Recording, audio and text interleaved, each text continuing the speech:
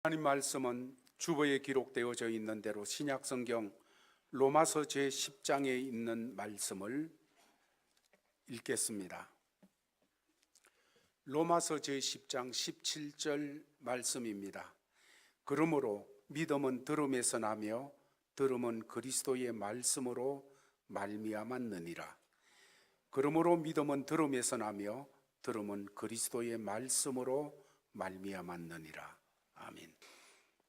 그러므로 믿음은 들음에서 나며 들음은 그리스도의 말씀으로 말미암느니라.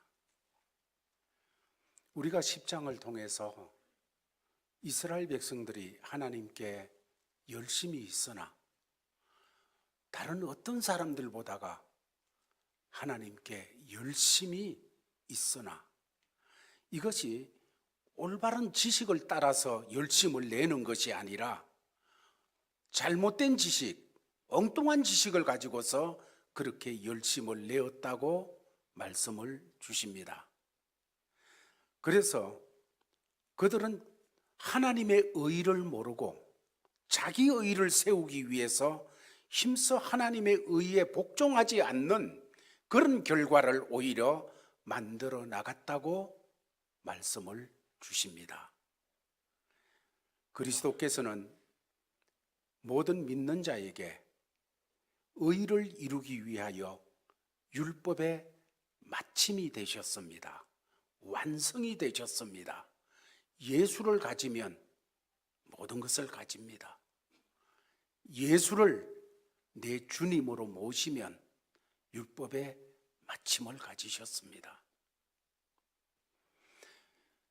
로마서 3장에서 말씀하시기를 모든 사람이 죄를 범하여 하나님의 영광에 이르지 못하는, 하나님의 복을 받지 못하는 하나님의 원수가 된, 그래서 하나님의 형벌과 하나님의 심판의 대상이 되고 하나님의 저주의 대상이 된 이런 사람들,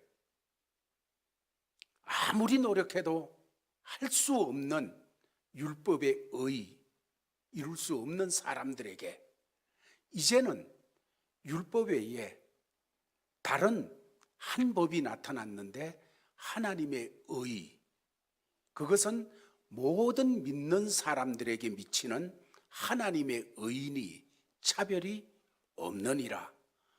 율법을 지킴으로 말미암아 내가 이것저것을 다 이룸으로 말미암아 의롭게 되어지는 것에 실패하고 계속 실패할 수밖에 없는 사람들에게 하나님께서는 다른 의, 내게서 만들어져서 나오던 의 말고 하나님의 의, 그것은 예수 그리스도를 믿는 자들에게 주시는 하나님의 의, 차별 없이 누구든지 믿는 자에게 주시는 의.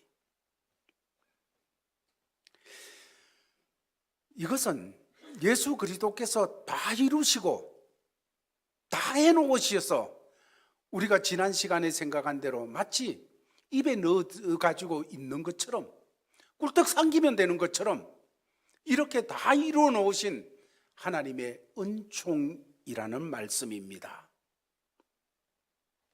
그래서 누구든지 입으로 예수를 주님으로 시인하고 죽은 자 가운데서 예수님이 부활하신, 완성하신 그 사실을 믿으면 구원을 얻는다고 말씀을 주셨습니다. 마음으로 믿고 입으로 시인하여 우리 주님을 부르는 자는 하나님이 부끄럼 당하도록 안 놔둔다고 그랬습니다. 주의 이름을 부르는 자는 부끄럼을 당치 아니하리로다. 이걸 거꾸로 생각하면 주의 이름을 부르지 않는 자는 부끄러움을 당한다는 것입니다. 주의 이름을 부르는 자는 부끄러움을 당하지 아니하고 주의 이름을 부르는 자에게 하나님께서는 얼마든지 부요하시다 하고 말씀을 주셨습니다. 그러므로 우리가 해야 되는 것은 자꾸 입으로 예수를 부르시기 바랍니다. 일삼아 부르시기를 바랍니다. 입으로 예수님을 주님으로 시인하는 이것을 자꾸 내뱉기를 바랍니다. 그럴 때 우리 삶이 예수 그리스도 안에서 아름답게 채워지는 역사로 나타날 줄로 믿습니다. 오늘 본문은 이렇게 쉽고 분명하고 간단한 하나님께서 우리에게 주신 예수 그리스도를 믿는 일, 주님이 다 해놓으셨어요. 내가 손 하나도 놀리지 않아도 될 정도로 다 만들어가 입안에다 탁 주워 놨습니다. 그냥 훌떡 삼키면 되는 거예요. 믿으면 되는 거예요. 이렇게 해놨는데도 왜 많은 사람들이 구원의 길에 서지 못하고 방황하고 사는 것일까? 사도 바울을 통해서 14절에서 15절까지의 말씀을 통하여 먼저 이렇게 질문을 하고 있습니다.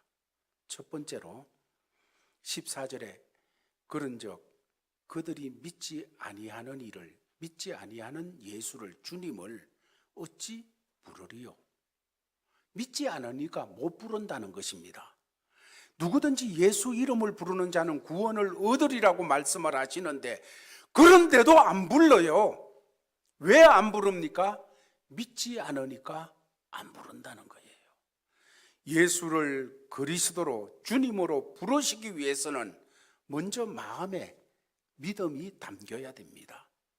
예수님이 나를 위해서 십자가에 못 박혀 죽으시고 그 보배 피는, 그때 흘린 그 피는 내 죄를 담당하신 피이며 주님이 그 십자가에서 죽으신 이후에 사흘 만에 부활하셔서 내 구주가 되셨다 하는 사실을 믿을 때 그 이름을 주님으로 부를 수가 있는 거예요. 그 이름을 그리스도로 부를 수가 있는 거예요. 믿지 아니하는 이를 어찌 부르리요?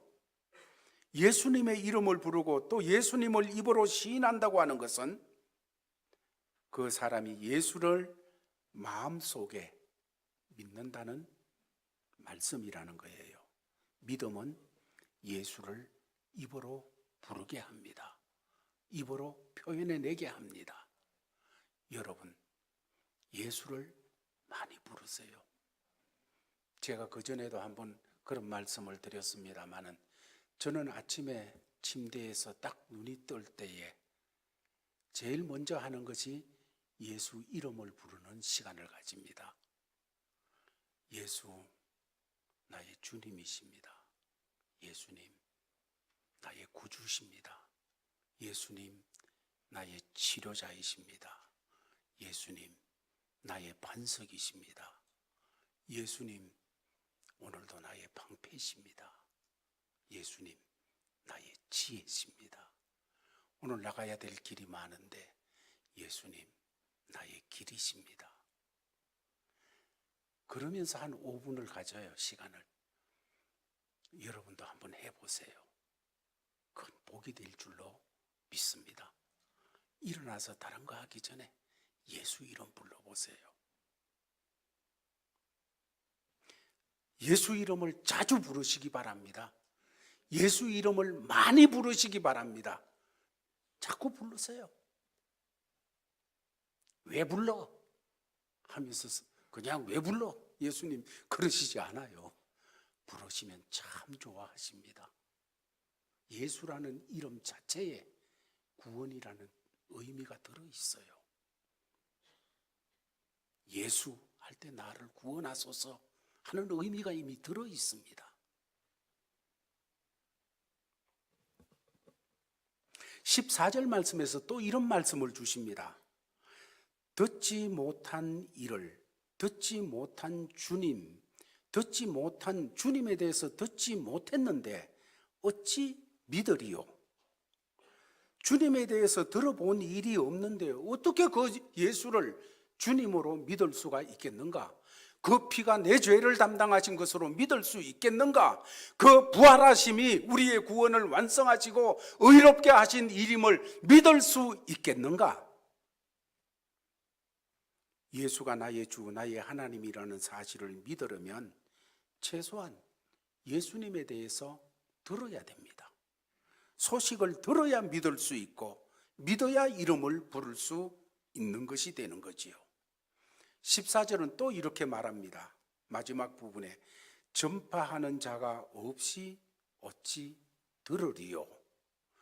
자, 믿어야 부를 수 있고 믿음을 가지려고 하면 뭔가를 들어야, 거기에 대해서 들어야 믿음을 가질 수가 있고, 그러면 들으려고 하면 누가 얘기해 줘야 들을 수가 있지, 안 그러면 어떻게 들을 수가 있느냐는 말씀이지요.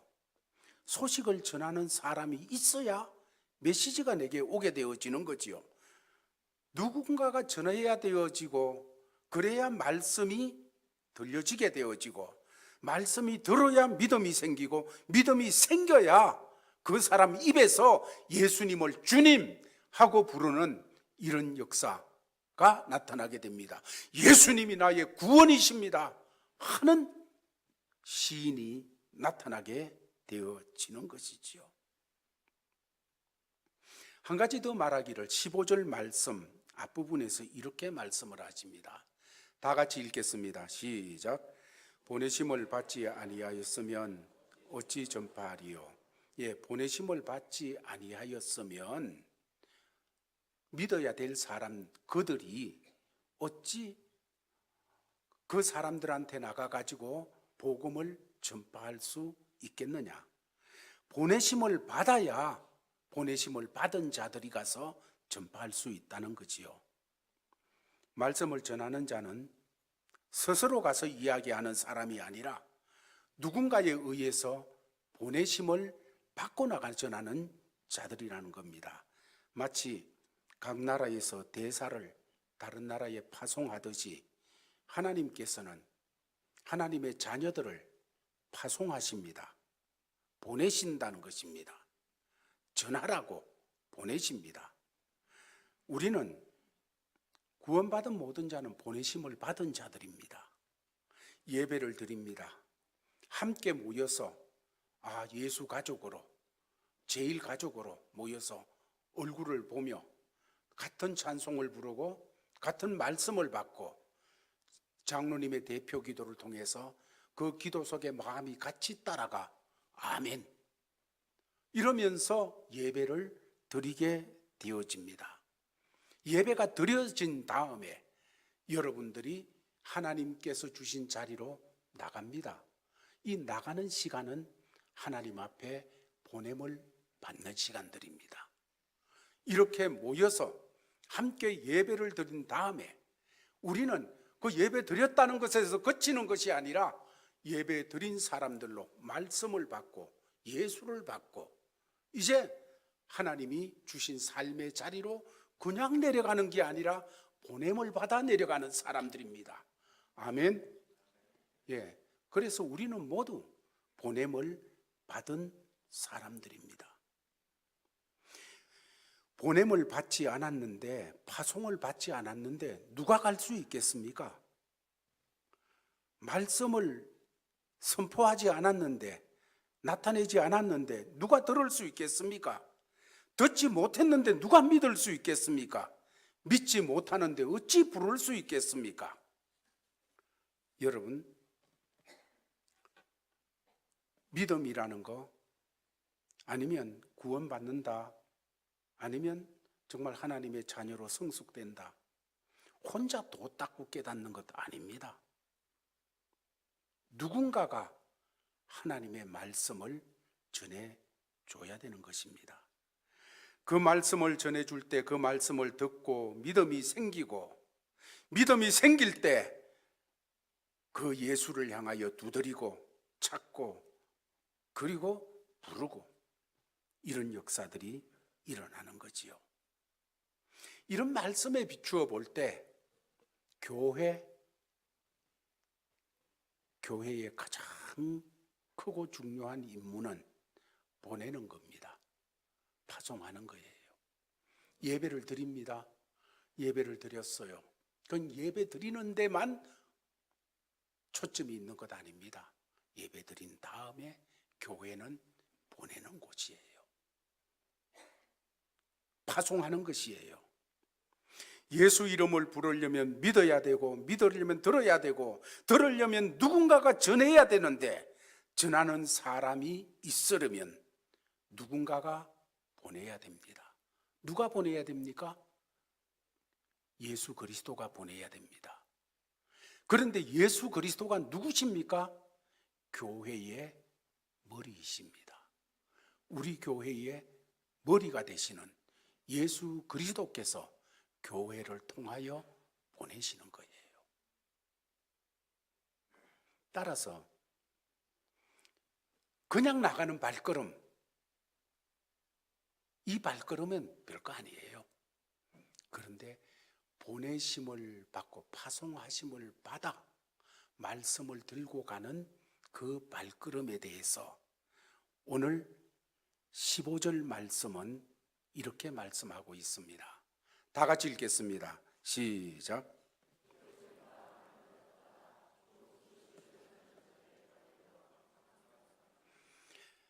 기록된 바 아름답도다.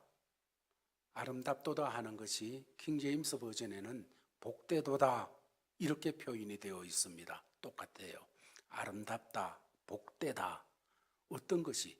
좋은 소식을 전하는 자들의 발이요. 좋은 소식을 가슴에 품고 보냄을 받아 나가서 전하는 자들. 좋은 소식은 복음이에요. 복음은 예수 그리스도예요. 예수 그리스도를 품고 나가서 전하는 자들의 발은 복되도다, 아름답도다. 사랑하는 제일가족들이여, 우리 제일가족들의 모든 발이 이런 복된 발, 아름다운 발이 되기를 주의 이름으로 축원합니다. 발이 죄 짓는 데 달려가는 발, 정말로 세상 기뻐하도록 쫓아가는 발이 아니라 하나님께서 참 아름답다, 복되다, 이런 우리 성도들의 발이 되어지기를 바랍니다. 바울은 예수 그리스도를 모를 때 하나님을 위해서 열심을 낸다고 정말 마음바닥에 제로에서부터 끌어낼 수 있는 모든 것을 다 끌어냈습니다. 그래가지고 열심을 내었습니다. 그런데 그것이 결국은 예수 믿는 사람들 결박하는 일이었어요. 예수 믿는 사람들 잡아서 처형하는 일이었어요. 주님께서 사도행전에서 그런 말씀을 주십니다. 사도행전 26장에서 바울아, 네가 가시채를 발길질하기를 어느 때까지 하겠느냐. 여기 가시채라는 것은 사실은 그겁니다. 야생마를 이제 길들이기를 할 때 야생마가 있으면 그냥 길들이려고 하면 뒷발질을 자꾸 해요. 막 팍팍 차고 이렇게 되어지니까 그 뒷발질하는 말을 갖다 놓고 뒷발질할 만한 그 자리에다가 끝이 뾰족한 창과 같은 날카로운 걸 갖다 놓습니다. 그것이 이렇게 갖다 놓게 되면 말이 푹푹 찰수록 자기가 아파져요. 그러니까 어느 정도 시간이 지나면 내가 이래 차면 아프겠구나 하는 것이 몸으로 터득돼 가지고 안 차게 되어지는 거지요. 이 가시채가 그런 부분인데 사도 바울이 지금 예수 그리스도를 모르고 예수 믿는 사람들 잡아 죽이기 위해서 쫓아다니는 그 발걸음이 바로 이 가시채를 뒷발질하는 말과 같이 그런 걸음이었다는 것을 말씀하고 있습니다. 여러분, 예수 없이 나가는 발걸음은, 복음 없이 나가는 발걸음은 그런 발걸음이에요. 그러나 예수 품고 나가는 발걸음, 복음을 품고 나가는 발걸음은 아름답도다, 복되도다. 주님께서 그렇게 선포해 주시는 발걸음임을 믿으시기를 바랍니다. 이렇게 우리가 우리의 삶의 터전으로 말씀을 받아 파송을 받아 나가는 그런 사람들이 있는가 하면 우리 가운데는 일가 친척, 사랑하는 고향을 떠나 직장을 떠나 예수 그리스도의 복음을 들고 모르는 사람들에게로 다른 나라로 나아가는 사람들이 있습니다. 거기에는 평신도도 있고 전문 선교사도 있고 성직자 선교사도 있습니다. 교회는 이런 분들을 끊임없이 파송해야 되는 곳입니다. 자꾸 파송해야 돼요.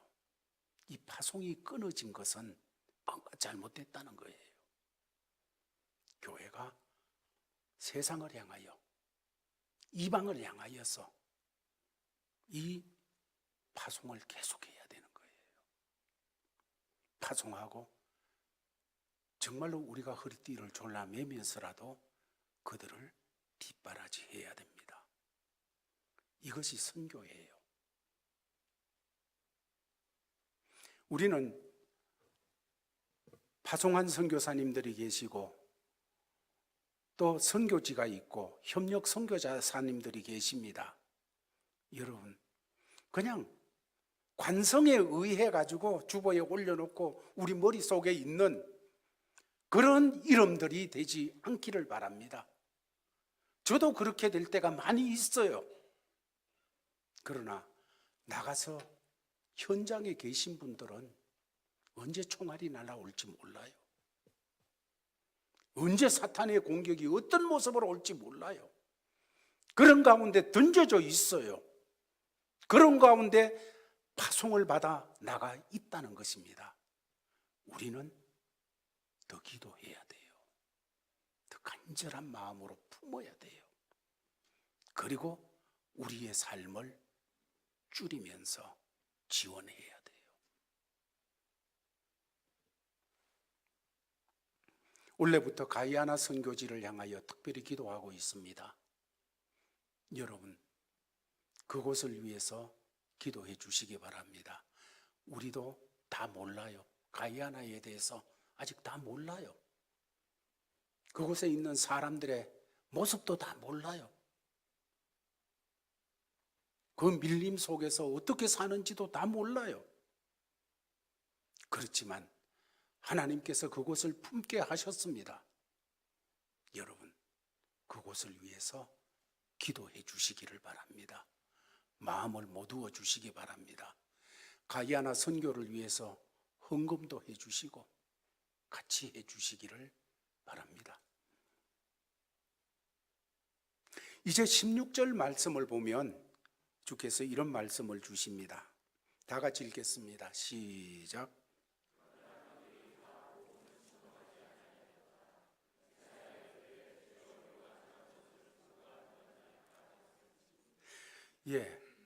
이렇게 이 복음을 위하여 사람들을 보내고 우리가 나가고 온갖 일을 함에도 불구하고 그들이 다 복음을 순종하지 아니하였도다.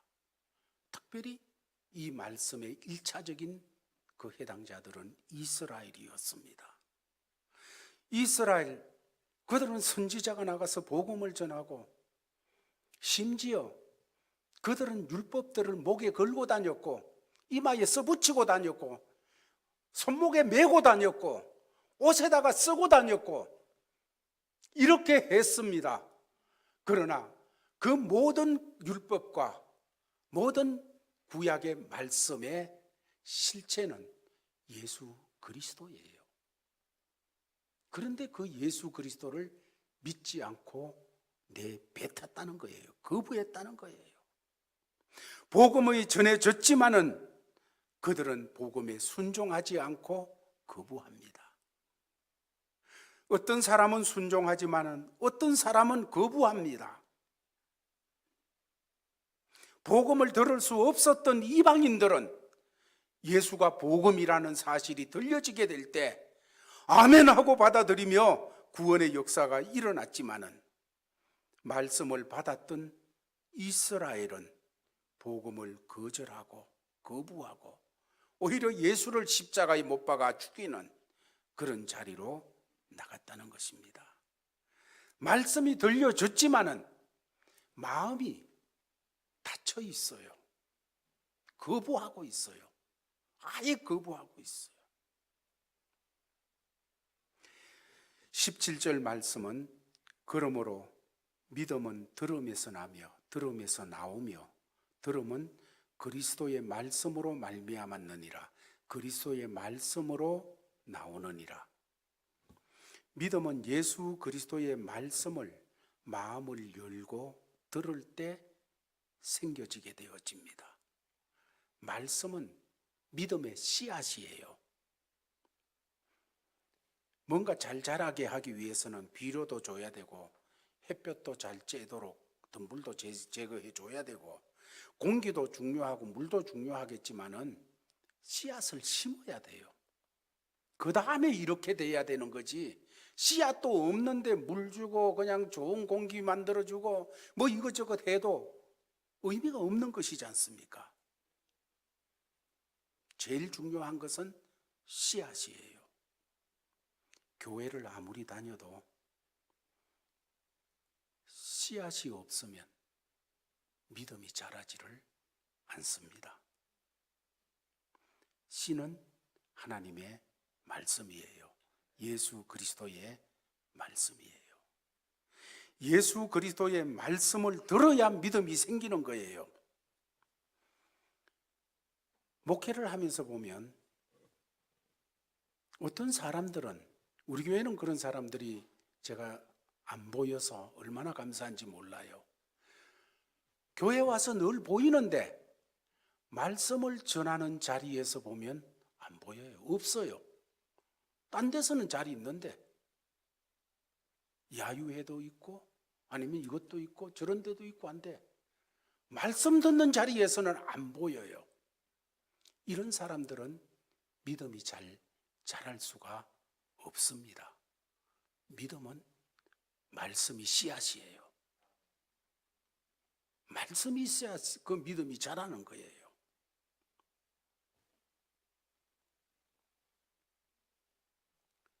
씨가 있어야 자라든지 말든지 하는데, 그러므로 여러분 믿음의 씨앗인 말씀을 잘 들으시기를 바랍니다. 성경을 읽으시기 바랍니다. 성경을 읽고 묵상하시기를 바랍니다. 말씀이 있어야만 믿음이 생겨지고 그 믿음이 자라나게 되어집니다. 뿐만 아니라 내 마음에 말씀의 씨앗이 떨어질 때 이게 잘 자라도록 해야 돼요.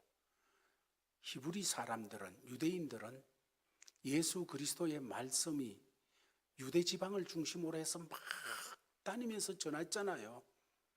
그렇게 했는데도 마음이 닫혀져 있으니까 예수의 말씀을 들으면 들을수록 강팍해져요. 그래서 내중에는 예수의 말씀을 들으면서 어떻게 죽일까 의논했다, 이렇게 말하고 있어요.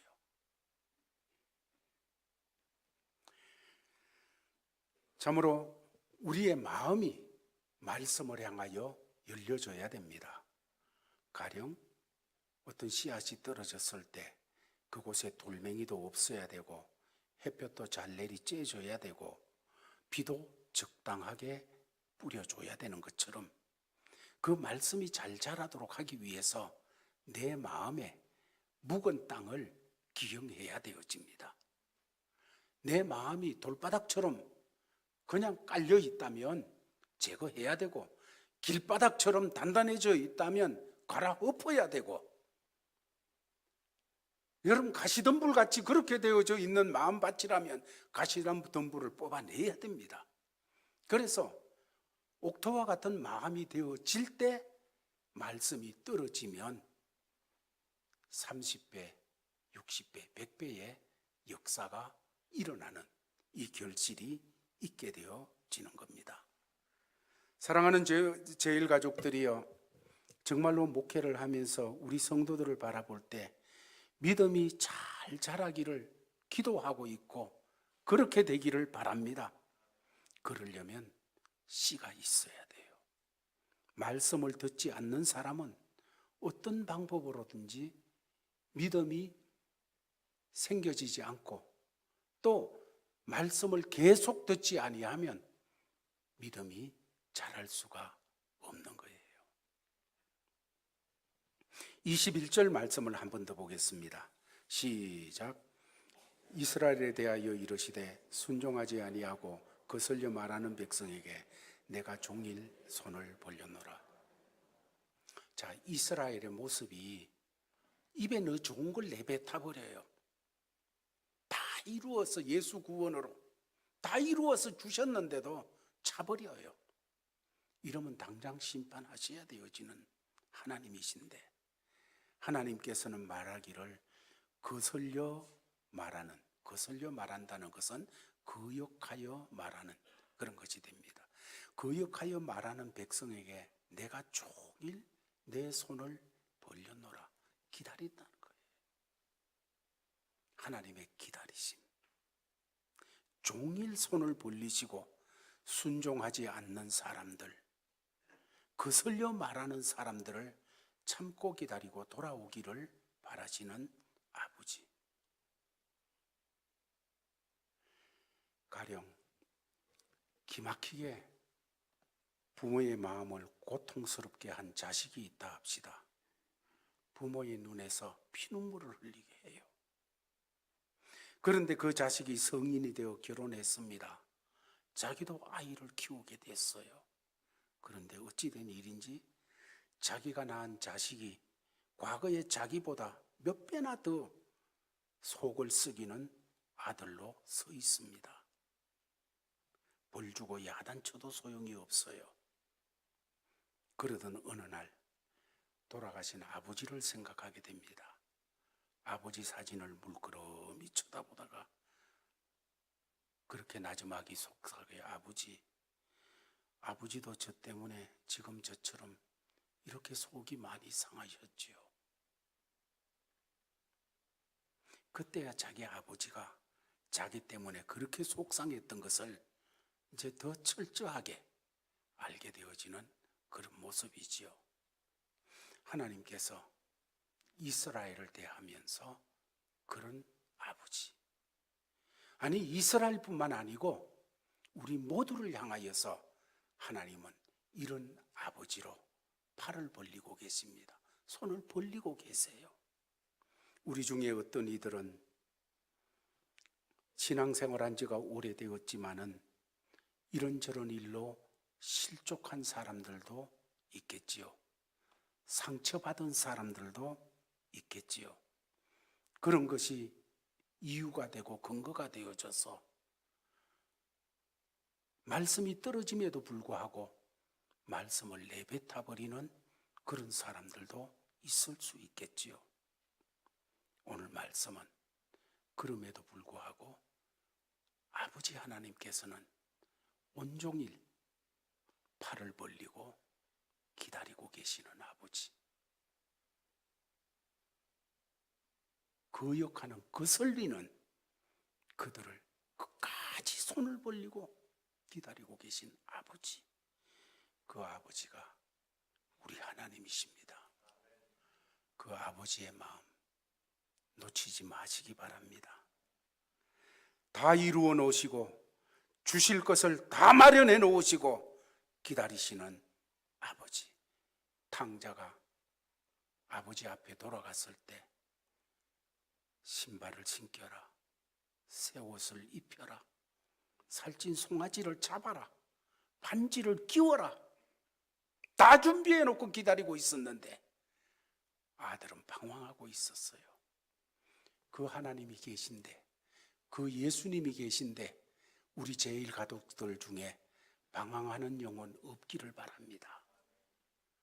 지금 내 모든 삶의 자리에서 하나님 없는 것처럼, 이런 아버지가 없는 것처럼 그렇게 상실감 속에 방황하지 마시기를 바랍니다.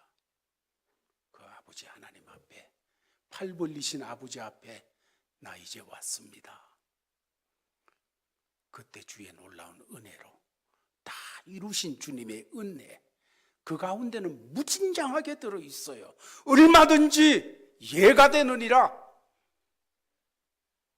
부요하신 그 주님, 그 주님을 누리며 사는 제1가족들 되기를 예수의 이름으로 축원합니다. 아버지 하나님 감사합니다. 주신 말씀 받았습니다. 받은 말씀을 마음에 품고 아버지 앞으로 돌아오게 하여 주시옵소서.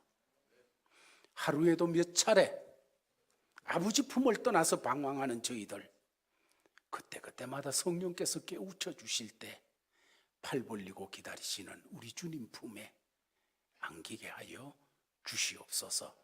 이것이 우리의 행복이 되게 하시고, 이것이 우리의 능력이 되게 하시고, 이것이 우리 삶에 윤택하게 하는 놀라운 역사가 되도록 복을 내려 주시옵소서. 예수님 이름으로 기도하옵나이다. 아멘. 아버지 하나님, 주님이 파송하셔서 보내셔서 하나님이 우리에게 맡겨주신 삶의 자리로 나갑니다. 하나님, 보냄받은 자답게 살게 하여 주시옵소서. 그냥 보내지 아니하시고 말씀을 품에 안기시고 예수를 우리에게 주시고 보내어 주시니 감사합니다. 늘 예수 꺼내어 증거하게 하여 주옵소서. 삶의 모든 자리에서 예수 이름 부르게 하여 주시옵시고 예수 전하게 하여 주시옵소서. 받은 말씀을 그 삶의 자리에서 실천하는 자리가 되도록 역사하여 주시옵소서.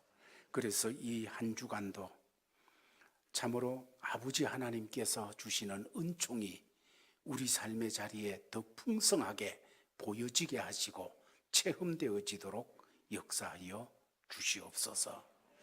아버지, 이 한 주간에도 치료받을 주의 자녀들을 치료하여 주시옵시고 소생시킬 주의 자녀들을 소생하여 주시옵시고 아버지, 이런저런 사업을 감당하는 자들에게 주의 기업으로 이끌어 주옵시며 직장 생활하는 주의 사람들에게 요셉처럼 하나님이 가득가득 채워진 모든 것이 나오게 하여 주옵소서.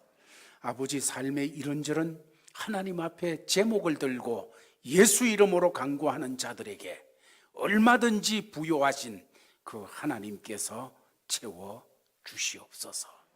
이런 자세로 주신 삶의 자리로 파송받아 나가는 모든 믿음의 건속들에게, 또 세계 방방곡곡에 말씀 맡은 자로 보내심을 받아 선교하는 주의 사람들에게 우리 주 예수 그리스도의 크신 은혜와 하나님 아버지의 놀라운 사랑과 성령님의 감동, 감화, 위로, 교통하심이 항상 함께 있을지어다.